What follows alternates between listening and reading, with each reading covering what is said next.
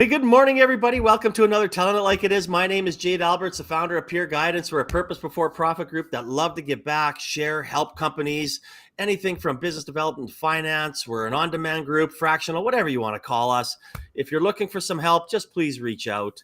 But I want to just touch base with scrolling across the bottom. The Calgary Chamber of Commerce, we're having a Mental Health Monday with an incredible company, Sarah and Collectively Tangled. We're going to be vulnerable. We're going to be open. We're going to talk about how hard it is and the realities of being an entrepreneur. There's no fantasy here. So, sign up. The link will be in the comments section relatively soon. You'll be able to click on it. But again, it's a journey you don't have to take alone. And this is what's making this conversation so good. Crystal and I have had many conversations. We've sat on panels. We've talked. We're very passionate about that conversation. We've got to know each other quite well over the last 5 or 6 years, and she's one of the most inspirational people in our ecosystem. And I'm glad to have you on again. Crystal, how are you today? Oh, I'm doing great. Thanks for having me. I always love talking to you. It's always a pleasure. Always a pleasure having you on, especially in a new role. No kidding. Yeah. My whole world changed probably since the last time I was on. I know, and we were just talking about it. We always run each other into plus 15. It's like, oh, Jade, something's coming. I can't wait to tell you. And it's like, oh, no, tell me sooner. Sorry for the cryptic messaging. Well, it makes the surprise even greater, especially where you ended up. Oh, you're such an optimist. I love it. You know what? I know you're probably the most interviewed person in our ecosystem, and you've been on Tyler's show, you've been on many, many, many shows, and your background and your story, it's incredible. And if anybody wants to hear it and anybody doesn't know it, reach out. I can tell you, Crystal can tell you, but I want to start this off a little different. This is probably the first time I actually go into somebody, not getting into their background, but this will be getting into a background a little bit. As most people can see, I love sports. It's behind me. And whether some of my jerseys, people that are inspirational, some people I got to hang with, golf with, go out and party with. And you've been yourself as an athlete. And I just want to ask you one quick question here before we get into OCIF. What do you think the similarities are between entrepreneurship and being a high-end or professional athlete? Good question. First of all, I want to gift a skin suit to add to your collection behind you. Oh, yes. Yes, I take it'll go over a tawny. It'll go over a tawny and right there. Nice, perfect. Okay, so to answer your question, thankfully, I don't have the same level of imposter syndrome that I had when I first left speed skating, and I'm sure a lot of athletes feel this way. When I left speed skating, I got into funding research, raising funds for my charity, the Branch Out Foundation, funding research in academia, and then also helped build a venture capital fund called Thin Air Labs Fund 1. And now I'm at OCIF, and none of that really directly relates to skating in circles for a living. So I've often asked myself, what have I learned from sport that helps me in my new discipline? And of course, when you have big goals for yourself, all of the characteristics that it takes to reach high performance in sport are the same characteristics it takes to reach high performance in business and career, family, friends, everything. Having that resilience and that grit, being able to work hard, build goals for yourself, work towards them, stay, optimistic and persevere through the tough times and celebrate the wins. Like all of those types of things are very parallel to being an athlete and in sport. But one thing that I really love and draw back to is, speaking of those same characteristics that it takes to be an amazing athlete or high performance athletes, those to me are the same characteristics it also takes to be an elite neuroscientist, like when I used to fund and do fund through my charity, the Branch Out Foundation. And it's the same characteristics that take a founder from good to great. And as a venture capitalist looking for companies to invest in, some of the heaviest weighting when you were going through the due diligence process for an early stage company was on the quality of the founder and the founding team. And so I would look at those types of characteristics and base my funding on that. Now at OCIF, still the similarity of using funds to invest in great projects. This time it's for economic development purposes. And of course, I take that same lens of looking at who are the leaders of these programs and these initiatives, and do they have the capability of reaching those big goals that they're pitching to me. And I love that answer, right? And I think they're very similar, and I talk about it all the time. And I know that some of the mental health stuff that we've done, has had some crossover between dealing with, athletes and entrepreneurs, and the great work that that Hone is doing as well, with Paula and Jessica. So when you come, like, just before, oh God, I want to get into OCIF so bad. Actually, you know what? I'm going to do that. Go for it. Because I'm such a big fan of it. But I don't have very many high-end athletes on, and I've never asked that question. And I talk about it all the time. So I wanted to get your perspective. So thank you so much for sharing that. And even when it comes to hiring, even with my wife and Catherine, that she does all the hiring for McKinsey. And I was like, oh, you got to hire athletes. They get it. They understand it. They know how teamwork, they know how to say no. They know how to, pick it up after, falling down flat on their face and things along those lines. And again, and that's what I think entrepreneurship is. And I imagine, when we come to OCIF, and I've never been part of it, part of the, being able to hand out kind of money like that. But some of the great things that OCIF has done over, the last, I want to say probably 6 or 7 years. You'll correct me if I'm wrong here, that it's been around. And I think it's one of the great initiatives the city of Calgary has kicked off, and CED and everything that's about. So why don't we talk a little bit about some of the history of OCIF and what it was meant to do, and how it was meant to help our community?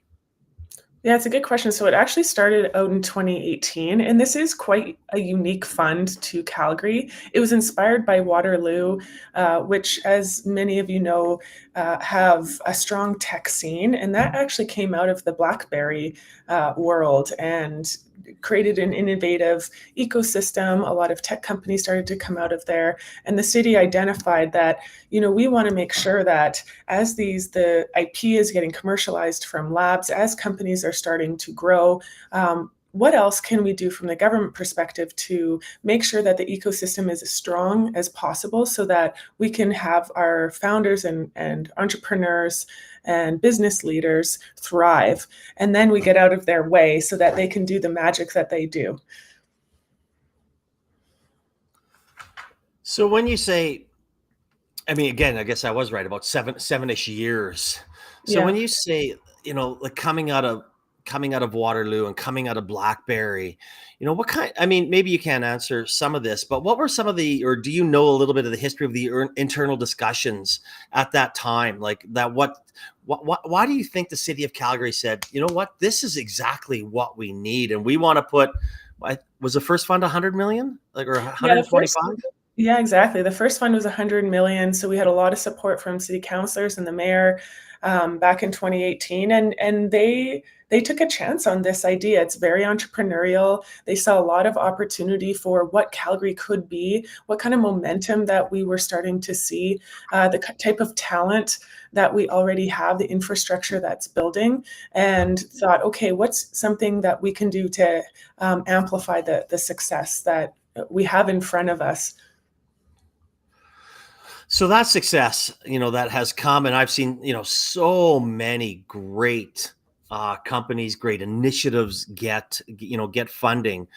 So that, let's talk about the first 100 million, and because obviously we'll get to the next 60 million that was just announced, but during that first 100 million, what kind of stories, what kind of companies got it, what kind of initiatives, we're put out there, and I mean, hopefully that you'll be able to, and I know you've only been there for a little while, but what are some of the success stories or some of the great things that this fund has helped promote, in our city?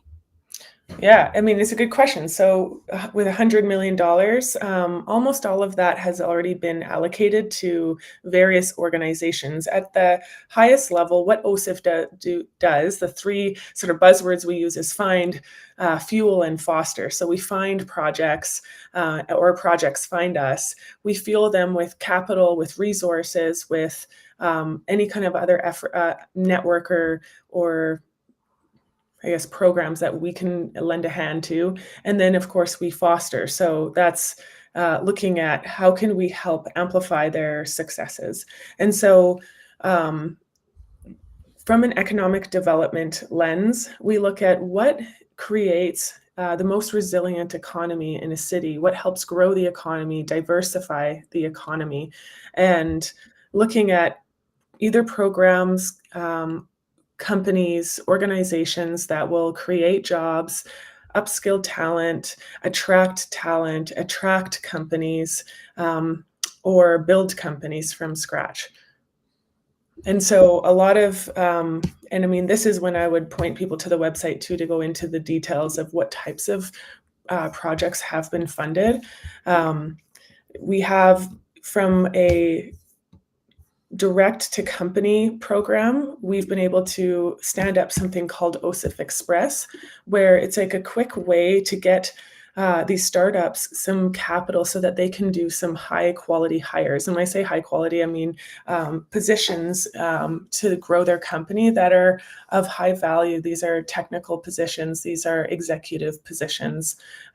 So we wanted to help them find that talent and grow that talent and be able to hire them quickly. So that's OCIF Express. There's also a sort of fund-to-fund model where OCIF invested in 2 venture capital funds, including the one that I helped build called Thin Air Labs Fund 1, and then Accelerate Fund 3 was the other one. In fact, we recently just had our first kind of exit because On Topical was an investee from the Accelerate Fund 3, and they were bought by Savra, and they actually plan on building a headquarters here in Calgary and are backed by KKR, and together they also have this dream to create an AI center of excellence for now what's called Savra. So you think of the flywheel effect of OCIF funding a venture capital fund like Accelerate Fund 3,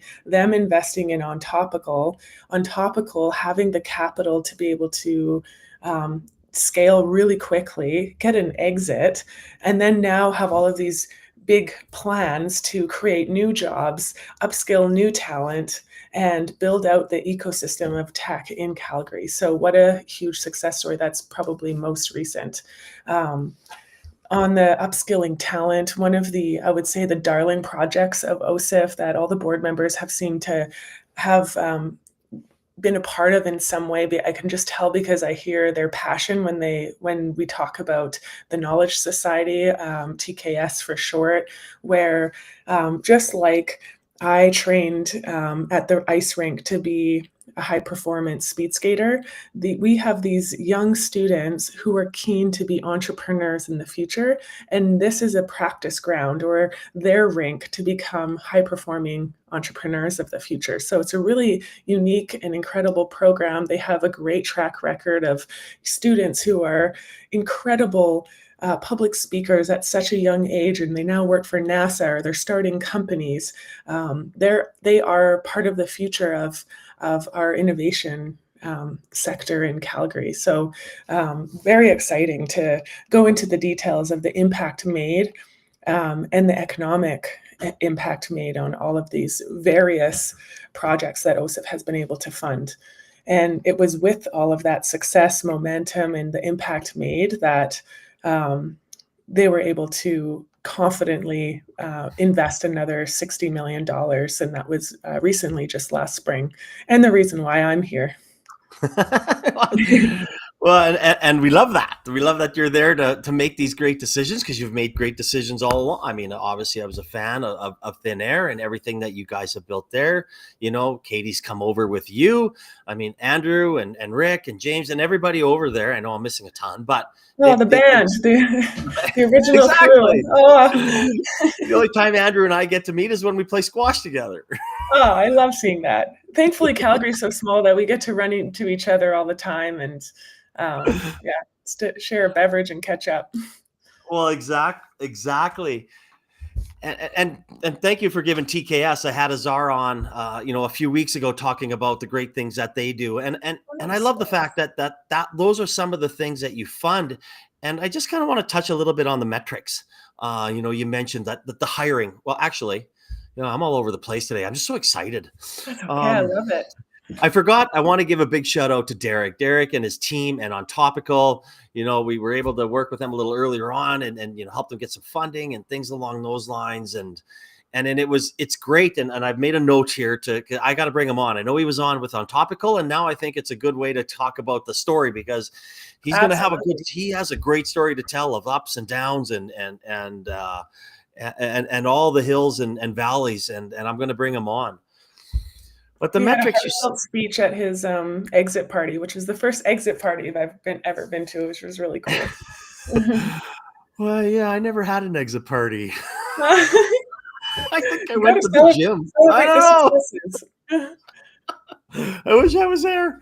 I think I was out of town, but you talk about the metrics and things like that, right? When you invest in a fund, it's going to invest in companies, which is in turn going to be jobs. So what other metrics are, maybe with the OCIF fund, or are there different metrics with the Express fund because that's meant to be kind of smaller and maybe quicker? Or is OCIF, longer term, train of thought for some of the bigger funds? Yes. Or investments? Yeah. And so, I mean, at the highest level, we're like, does it create jobs? Does it attract investment? Does it grow companies? Does it scale companies? Does it upskill talent? Does it actually take up some square footage office space to revitalize downtown? And that was a heavier focus with the first 100 million. And thankfully, there's been a lot of work in progress there. So it's less of a focus, but still a great metric and benefit to the city that we still measure. And then, of course, there are the metrics of things like indirect jobs and the ripple effect that happens when you are able to hit those milestones, fund these companies, and then all of a sudden, boom, we have an AI center of excellence through on Topical now. So Savra, that is going to be building out here. So it's like we didn't even think to measure a metric like that, but it's good to know that there is a ripple effect when you are investing in this way. And it's good to capture all of that additional impact that happens, that it relates back to growing our economy. I think that's such an interesting point, right? I mean, everybody talks about filling offices and jobs and, mortgage paying jobs or whatever, whatever you want, however you want to phrase it. But man, you don't even know some of the metrics like that. That's a great example of how it should work and the results could be unknown even. Yeah, exactly. And I might be getting ahead of your questions here, but with the new 60 million, another metric and thing that we're watching out is does this proposal and project or company, does it fit within one of our key sectors that have been identified as well? And this is something that's a little bit newer, and there's an innovation, our city has an innovation strategy where we've identified sectors where we have a right to win, where we have a lot of momentum, infrastructure, talent that already exists. That paired with experts from Calgary Economic Development and various third-party vendors that are looking at 20 to 50 years out and thinking, reimagining our city, 50 years from now. Imagine the technology, how much it will have advanced 50 years from now. What does our city look like? What do we want it to look like? And are we getting ready now to make sure that we're set up for success to make that a reality? So that combined with those sectors, there's our innovation strategy. And it's the usual suspects for sectors. We have our agriculture sector, we have energy transition, aerospace, and defense, we have aviation, life sciences, transportation and logistics. We also have the creative industries, which I love so much because then you start looking at the cross-sector overlapping opportunities. And I think the creative industries has this incredible ability to tell the stories and be great communicators for the complexities of these other industries that we're propping up in the city. I also use the example of if you were to wear something for your sport performance, call it an Oura ring type thing, you wear that and it measures metrics to become an elite athlete. My dad might wear that same device to detect AFib for his aging heart condition. And then you might talk to a farmer who says, you know what, my cows could really use a wearable device like that, because then it could help me understand their biometrics for whatever their feeding cycles or treatments and medical treatments and stuff. So it's pretty cool to see that crossover opportunity. The aerospace and defense sector is starting to pick up, especially given the national plans and the federal government's plans in spending in the defense area. And we have a lot of innovation and technology and talent that's come out of the oil and gas sector that lends itself well to defense and vice versa, which is why you may hear the word dual purpose technology coming out more and more. Oh, no, absolutely. And again, I'm talking with Crystal Phillips, Opportunity Calgary Investment Fund, OCIF, as most people know it. The website's in the comment section. Please click on it. Go get some more information if you're interested. So I'll get to some of the other questions, but let's talk about that 60 million. And the one thing is I had Mike on here from Alberta Innovates. And one of the things that he said, we've got our boxes and what we're strong at. And I love that phrase, a right to win. Again, goes back to sports. And that's a mentality we should have, and we should focus on what we're good at. But the one thing that he did say, which I love, is that, in the past, we've been so, okay, you get this, you get this, you get this. But when something is outside the box, we want to blur the lines a little bit. We want that blurriness. We want somebody, just because maybe you don't fall into one of those sectors, this is going to be very beneficial for our ecosystem. And he said the blurriness of it. And I was like, I love that. Is that something that OCIF is going to, kind of look around as well? Yeah, it's a really good question and point, because it was brought up in our recent board meeting.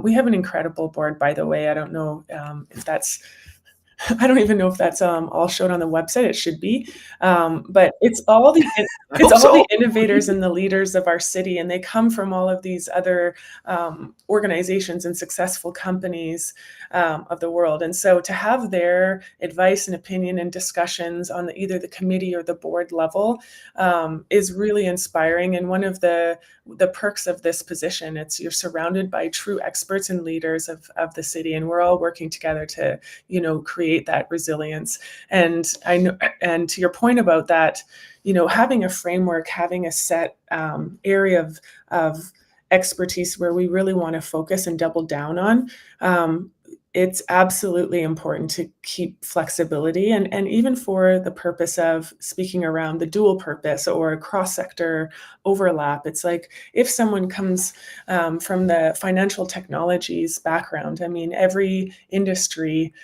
could potentially benefit from their success. So we would still look at them, even though it's maybe not something that we seek out. It's something that we are have our ears and eyes open to all of the different possibilities. And that's another one of the my favorite parts of this job, is that it's part.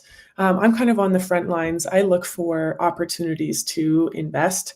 You can consider me more of like the finding and the fostering. And we have an incredible team that goes through a really reputable due diligence process, monitoring, and compliance process. But when I'm looking for interesting opportunities, just like you, Jade, we go for so many coffees with different innovators in the city, and you're always wowed by the innovation that's happening around us. But it's also fun to just go into the inbox of like, who's applied today, and to see what Mhm. kinds of things come out of sometimes feels like left field. And we, at first glance, it's easy to be like, oh, no, it's not a fit. No, um, I'm not interested. But I think absolutely everything that comes our way, every application that comes in has some form of impact or opportunity to build this city. So we take them all really seriously. And even if it's not a traditional funding route through the OCIF fund, we try to provide any kind of support that we can to make sure that they are still led in the right direction and have the best chance of success for their project. Oh, great answer, and I love it. And let's talk about that left field. Like I know there's, I would love if you can to share some examples of maybe some of those left field, outside of, and I'm sure that inbox is going to be, we'll talk about, our last question and, about the applying. But what are some of those things that maybe OSIF has funded or OSIF Express has funded that might, that somebody might not think that they would even have a chance. Obviously, there's metrics, and I've gone through the process and things like that, so I understand it. But what type of left field companies or oh god, I can't even know the word that I'm looking for that you might be able to Yeah, fund. exactly. So, I actually recently had a coffee meeting I did a panel at Tech Thursday with our friend Phil, and I met someone at that event, and he's like, "Can we go for coffee? I have an idea that I want to pass by you." And I genuinely don't think he even thought he was eligible for OCIF funding. He just wanted my opinion on like, I hear you're connected here. I come from Silicon Valley over the last like 10 years or so, and I am super into robotics and has this grand plan to create this like robotics center in Calgary. And it even starts with this one step forward, which was creating a drone racing club in Calgary. And I was like, whoa, what is that? And he's like, they're actually popular all around the world, these drone racing clubs. I was like, oh, wow, like this is so with my background and experience, that to me was coming out of left field. But at the same time, I could see how it could potentially fit into a project that could be OCIF funded. So it's now going through our pipeline, and we're looking at it from all different angles of does it fit our mandate for funding? And if not, is there anyone else? Maybe is there a team at Calgary Economic Development? We share an office space, so we have a lot of cross collaboration, and maybe there's something that they can do to help amplify and get them started in Calgary, and really do take like a team effort approach to that. I think that's a great example. And I know when I went through it with the mental health and the application and working with Brad and everybody, it was fantastic. It was a back and forth, and I really do believe that there is that blurriness that I've told Mike I'm gonna steal his word Yeah, it's good. forever because I think it was the perfect word.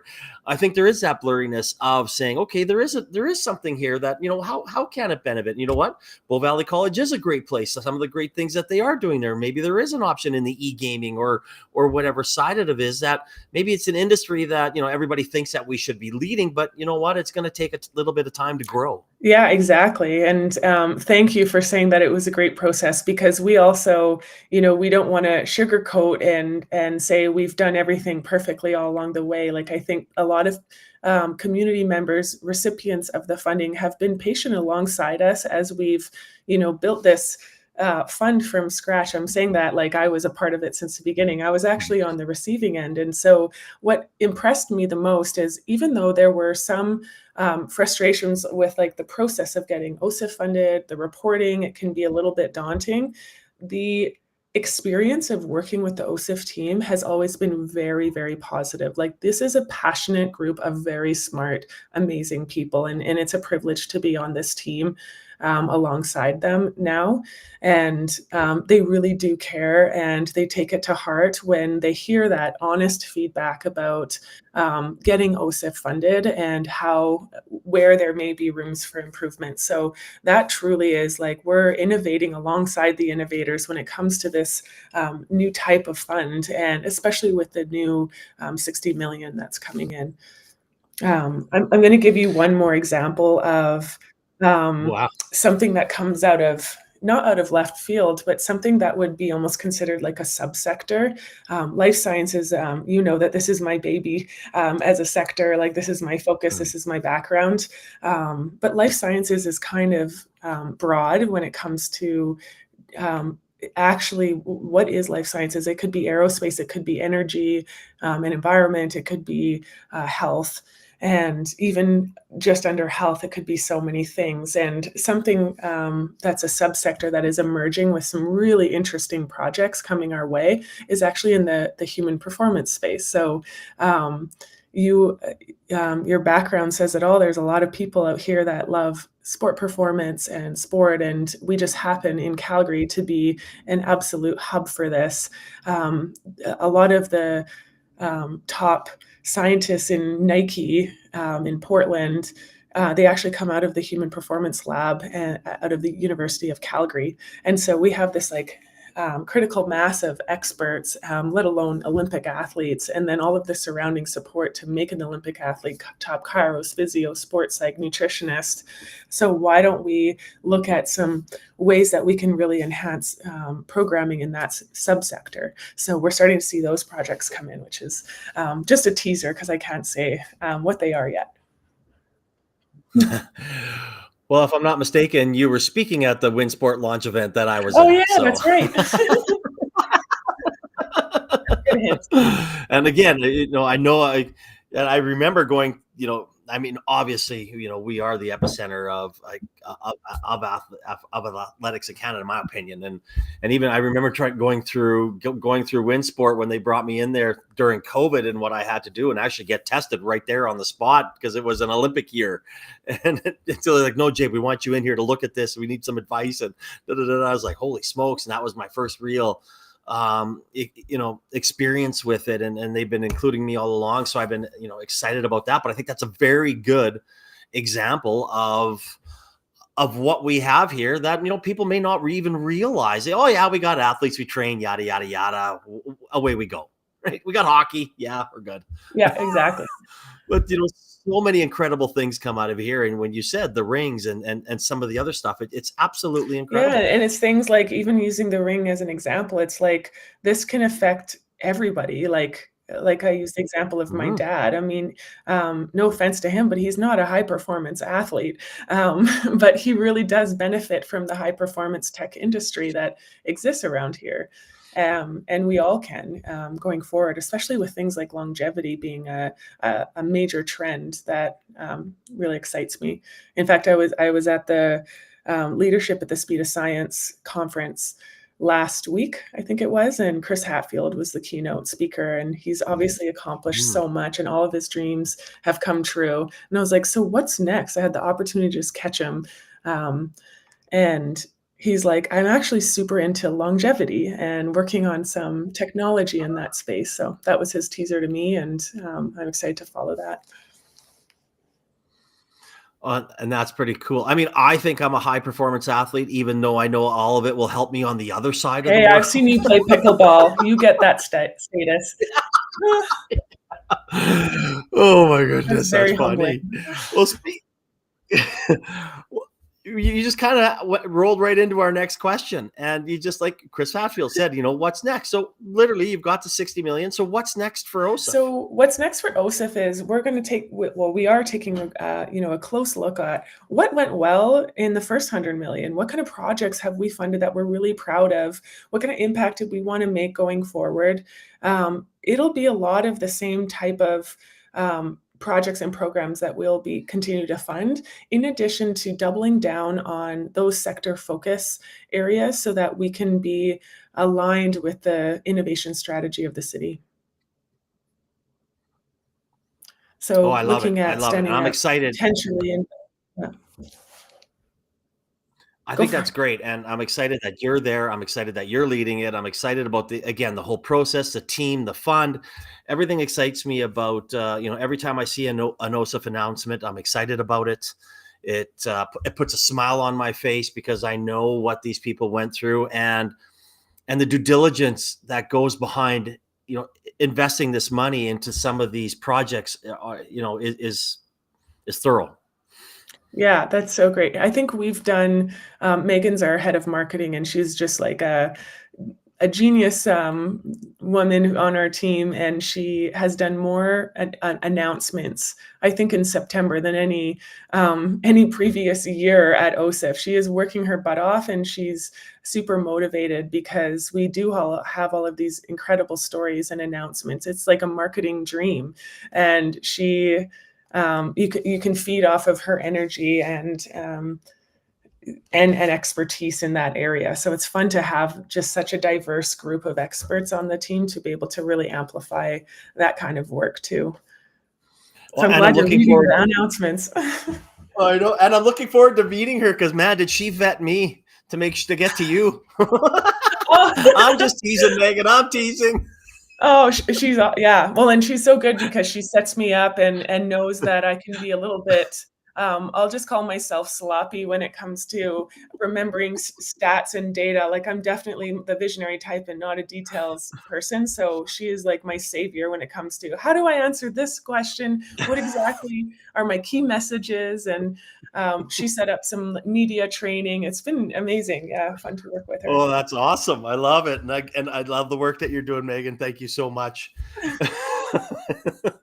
Well, you know what? As I said, this is always the favorite, 45 minutes of my week. I love this, talking to inspirational people like yourself and the 350 before you. And I always have the same question, but this one, we wanted to put a little bit of a spin on it just because I know out there people, think they deserve money. They think they deserve investments. All those things that we could talk about. And there is a good process for it. So if you were to give an advice for somebody who's thinking, you know what, I want to look into this process of OCIF. Does my company, does my vision, does my, whatever I have, will it qualify? What should be their first steps? Yeah, it's the same advice I would give to a founder looking for funding from a venture capital firm. It's, know the firm inside and out as much as you can before a first meeting or an application. So to save yourself the time and effort, go through our website. This is a teaser, but we are working on renovating our website so that it'll be even more user friendly in the near future. Thanks again to Megan on leading that charge. But there's a lot of information on our current website, and specifically those announcements and those stories of recipients that have been funded in the past. Like I said, a lot of the strategy around this next 60 million will build on the momentum that was from the first 100 million. So you won't see really different types of funding and projects that we'll invest in. So looking Again, at that website, seeing who the recipients are, what kind of impact they're creating. Is it jobs? Is it talent development? Is it attracting investment companies? All those things. Do the research before the application or the coffee meeting. and you brought it up before, the gentleman from Silicon Valley, come in, have a coffee. I talked to Brad before, like, is this even something that we can consider? And I think that's important, right? Because not everybody's going to get funding and not everybody deserves funding. So understanding the process, again, click on the website. It's up on the screen right now. It's in the comment section.